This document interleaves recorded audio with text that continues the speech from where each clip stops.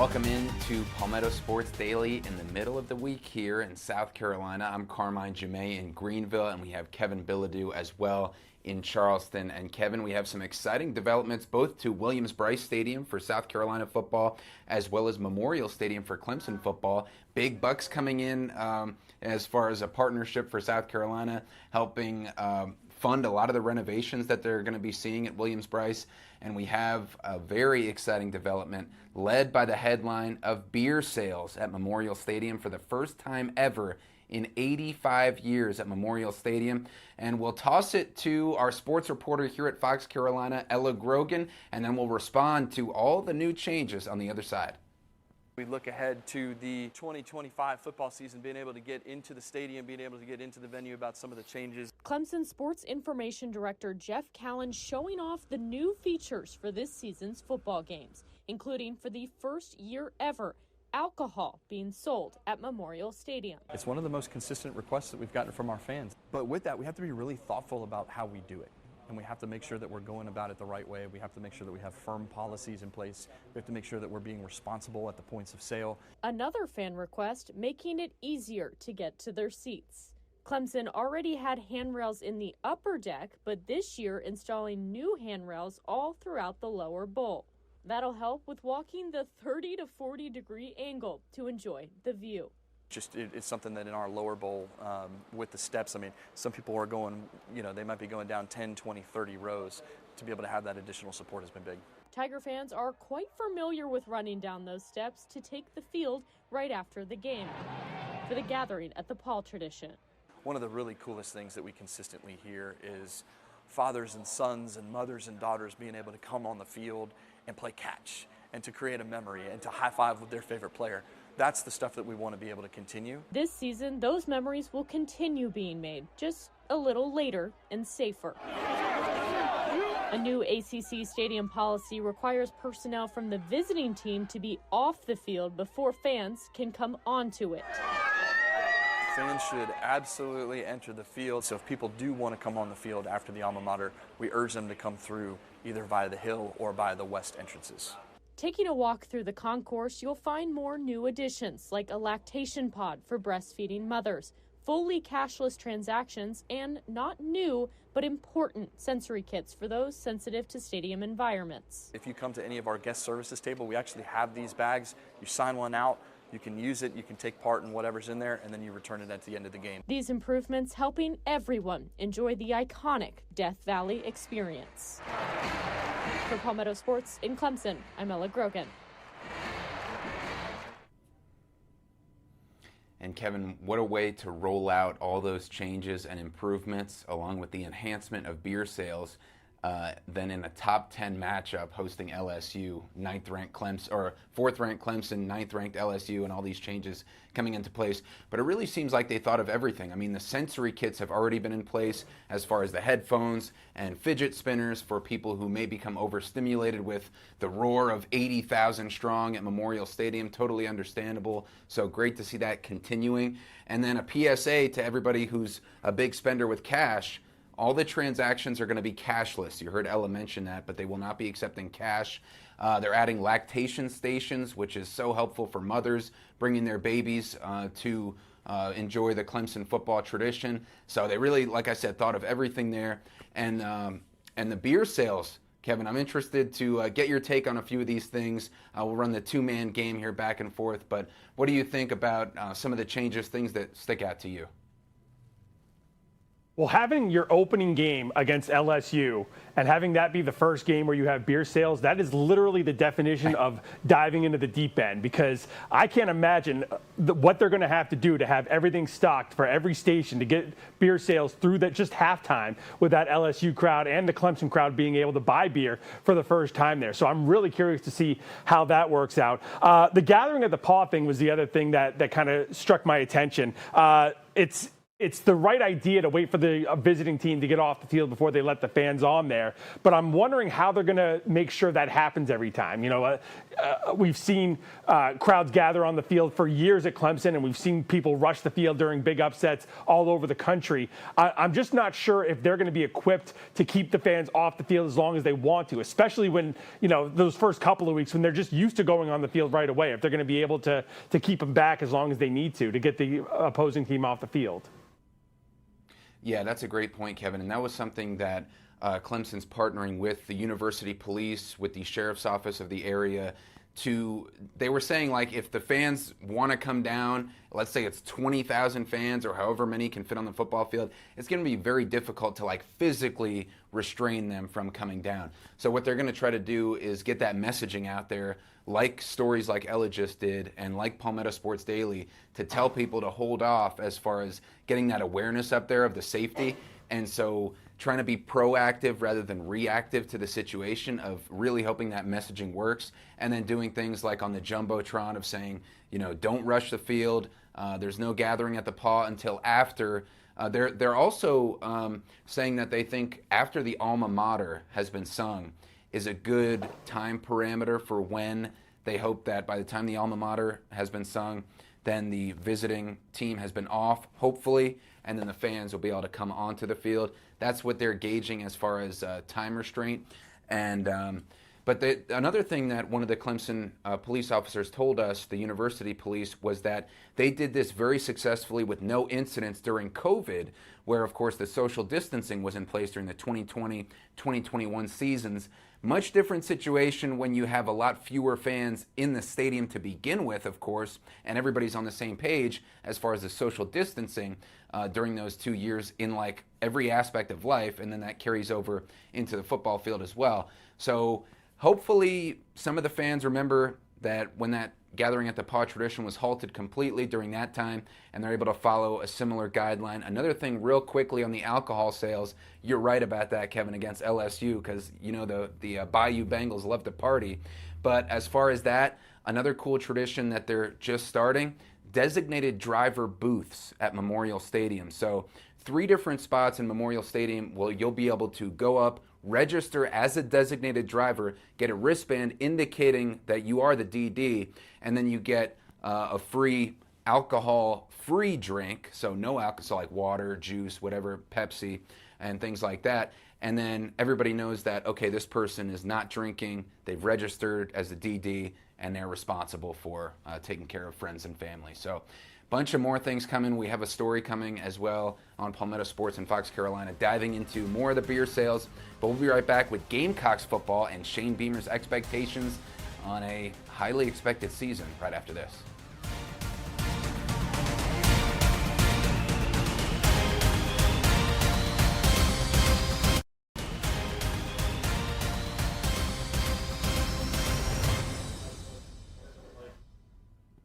Welcome back to Palmetto Sports Daily. We're sticking with college football, where the first AP poll of the season released on Monday afternoon. Clemson, of course, in the top 5, as most people expected. South Carolina also ranked in the top 15, as the Gamecocks coming in at 13th in the preseason AP poll. Shane Beamer knows there is a lot of expectations that go with being ranked in the top 15 in the preseason, especially coming off the season they had last year. Beamer talking yesterday about what those expectations mean. Yeah, I mean, I'd rather be ranked high and have those expectations than not. I mean, as a coach, when you're not ranked high like we were last year, it's great because you can use that as fuel and motivation. But we want to be a team that's consistently ranked high in the top 10, top 15 going into every single season because it means we did some good stuff the year before and we're expected to do stuff again. And the best teams in the country year in, year out, they're in those preseason rankings every year. But those teams, and what we're continuing to convey to our guys, and we've been talking about it since the beginning, is all that matters is just what we do from this point forward. If you had a good season the year before and your quarterback returns, you're probably going to be ranked pretty high, and that's what we are. Now, do I think we're a good team? Heck yeah.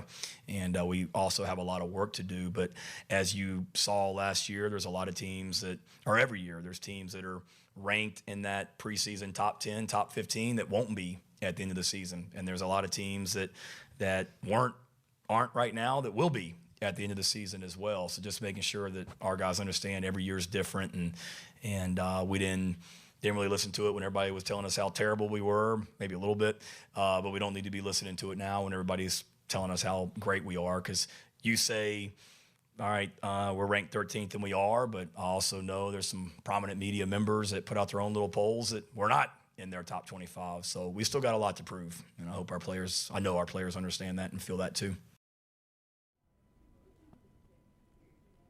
Now, Carmine, you're going to hear pretty much any coach in the country say that these preseason rankings don't matter, and for the most part, they're true. But what it does kind of give you when you're ranked, especially in that top 15, when you're talking about a 12-team playoff later in the season, it gives you a little bit more leeway for what goes on, or at least early on in the regular season. If you suffer a tough loss, you're going to drop down on those rankings, but you still have time, especially with the way South Carolina's schedule is set up and so many ranked teams week after week. It's still going to give you time to get back up into that top 12 should you go back and keep winning your games.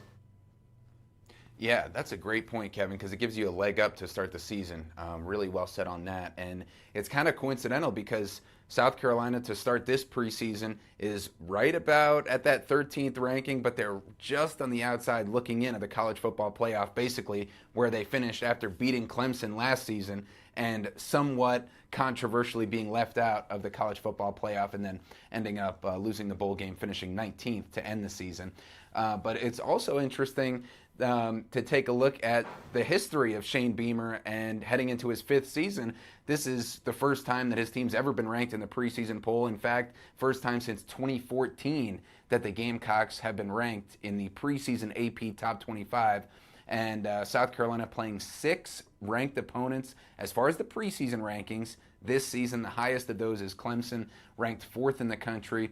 Kevin, I'm interested in your thoughts on where South Carolina ranks and where Clemson ranks with the Gamecocks 13, Tigers 4th. Which do you feel is the most accurate ranking, and overrated, underrated? Where do you stand on that? I think both are right about where I would have thought. You know, I think Texas is number 1, which we've seen. Penn State was number 2. I'm not seeing I don't get the Penn State at number 2. I would have Clemson maybe a little bit higher than the 4th spot that they're in. South Carolina, I think they're about where they should be. It's like Shane Beamer was saying, if you have your starting quarterback coming back and you're coming off a good season, you're going to be in that top 15, and that's where they are, especially with Lenore Sellers coming in as a Heisman favorite going into this season. But I like where South Carolina is. I could see Clemson being a little bit higher, especially with the wide receiver core they've got coming back, and Cade Klubnik coming back, also a Heisman favorite coming into this season. I could see them being a little bit higher, but no real qualms either way. What about you? Yeah, I think Clemson, could be ranked a little bit higher. I think that was a good point. And if you look at what they're returning 16 starters out of a possible 22, which is the second most in the entire country. And they have so many experienced players at all those different positions, especially, like you said, at wide receiver, quarterback, offensive line. They return 4 players. Defensive line, they're returning a lot.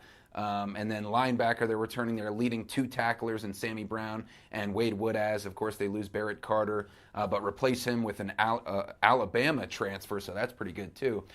So I think the Gamecocks were a little overrated for me personally, just because of how much they lost, especially on defense. And then running back with Rocket Sanders, still question marks there. Who's going to fit in? And then the receivers, they really need guys to step up, possibly like Nick Harbor, who has committed to only football, no longer running track, even though he was an All-American in his first 2 years when he was splitting time between football and also track at the same time. He's finished top 10 in multiple SEC championships as far as the conference standings, but giving an emotional speech, apparently, according to Shane Beamer, to his team, saying he's fully committed to football. And here's Coach Beamer on what that means and what Nick Harbor could mean to this team. Really proud of Nick. He shared a lot of that with some of the players the other night, and it's pretty powerful listening to him. But he did. I mean, people think, oh, Nick Harbor just gave up track to run football. Like, that's an easy decision to make. That's not an easy decision to make when you talk about a guy that had the real opportunity to potentially run in the Olympics last summer. And less than a year later, he decides to give up track. He's not just your everyday, I'm going to go run on the track team and have a good college career. Like, he could have run in the Olympics. And to give that up, to solely focus on football, that's hard to give up one of those loves. And what I've seen is him give up that love and then pour all that energy and emotion and just pour it into football. And that's what he's done with his work ethic, just on and off the field. He's improved so much. He works so hard, and he's got a great mindset about the way that he goes about his business. He's having fun out there. You can see it, just plays he makes, special teams. He's another one. You want to watch him cover kicks as well. So he's a big guy that can run, as you guys know, and he's worked really, really hard, and proud of him because that's not an easy decision to make. Could be a huge asset for the Gamecocks this year. Nick Harbor played the most snaps, 627 of any wide receiver on the Gamecocks. So looking for him to possibly have a breakout in the third year. He could be incredible. I mean, you look at his 100-meter dash time, it's 10.11. His 200 meters, 20.20. But how does that translate to the football field? We'll have to see as he fully focuses on football. But we'll be back focusing on a few other sports on Palmetto Sports Daily right after this.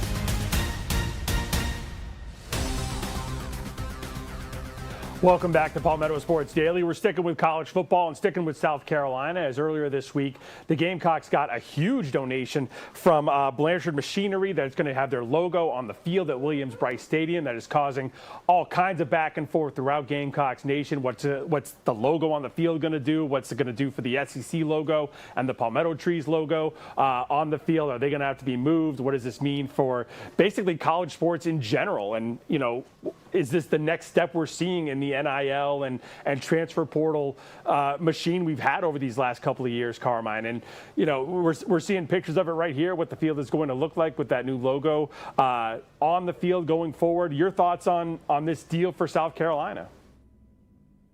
Well, yeah, we don't know the exact financial terms of the deal because they didn't release them, but we do know it's a 5-year partnership.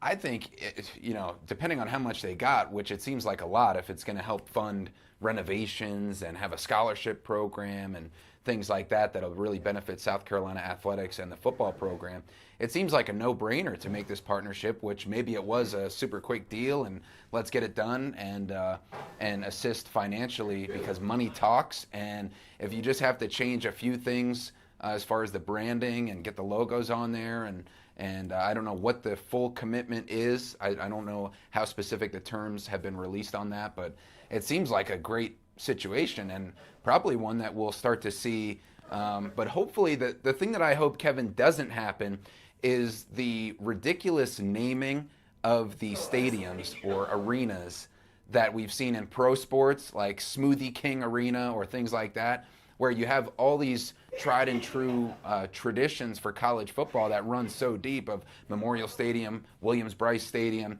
everywhere else that has a big tradition in these Power Four conferences.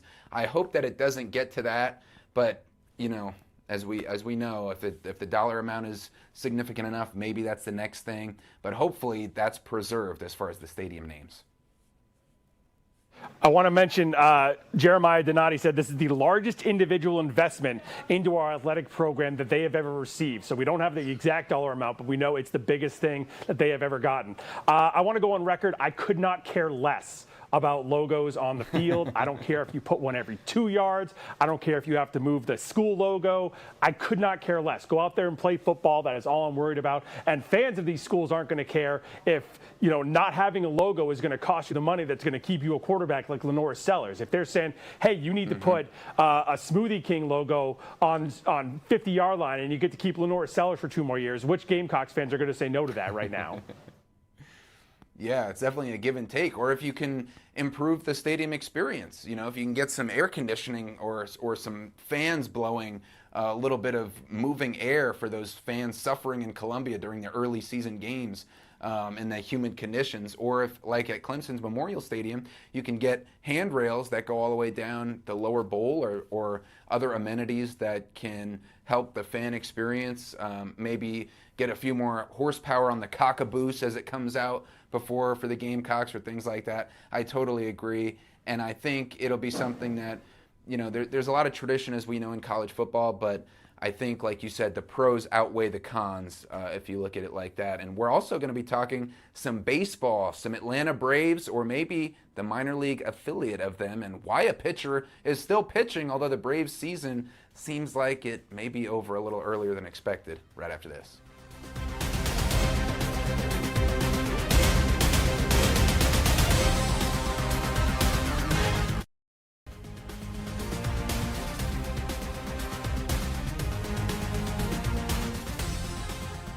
Welcome back to Palmetto Sports Daily, and we're talking a little Atlanta Braves to finish off the show, or more specifically their AAA affiliate, the Gwinnett Stripers, because former Cy Young winning pitcher Chris Sale, he threw a rehab start for a couple innings for the Gwinnett Stripers, trying to get back healthy, coming off the injured list. And let's see what Chris Sale had. Oh, here you see the lefty. That must have been quite the scene for the AAA team he played against to try to hit Chris Sale. But here's what he said about his start, and then we'll discuss why he's still pitching.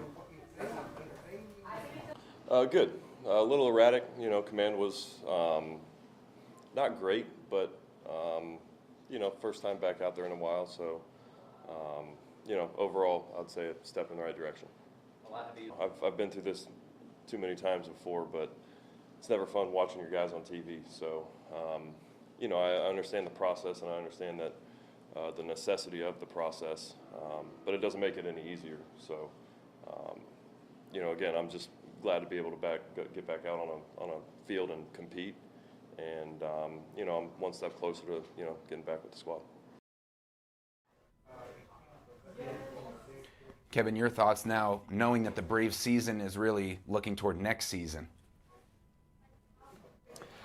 Yeah, it's a little bit different, Carmine, because he's not coming off an elbow injury. He's not coming off a shoulder injury. He's coming back from a broken rib cage. So it's not like he did any damage to his arm, and you're putting that against him. But still, the Braves are 13 games out of the wild card. They're one game ahead of the Pirates in those NL wild card standings. It seems odd to have a guy who is injured so often out there pitching in Double-A. Why not just shut him down for the season? You're not going anywhere the rest of this year. It's an odd decision. I don't know much about making baseball decisions like this, but I would go against it for what the Braves are doing for this one. That's going to wrap it up here for Palmetto Sports Daily. For Carmine, I am Kevin. Don't forget to download the podcast. We will see you back here tomorrow.